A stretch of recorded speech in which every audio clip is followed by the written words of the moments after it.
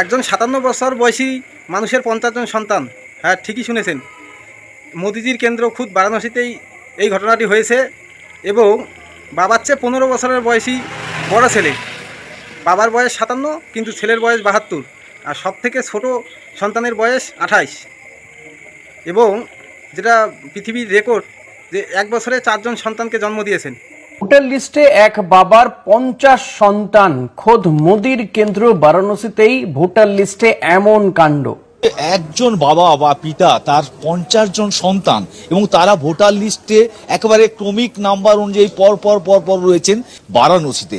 রামকমল দাস নামে এক ব্যক্তি যার বয়স 57 কিন্তু তার সন্তানের সংখ্যা হচ্ছে 50 জন এবং কথা যে 57 বছর বয়সী রামকমল দাসের একজন সন্তান হচ্ছে 72 বছর বয়স আর সব থেকে ছোটটির বয়স হচ্ছে 28 বছর বয়স এবং 1 বছরে 4 জন সন্তানও জন্মেছে। মানে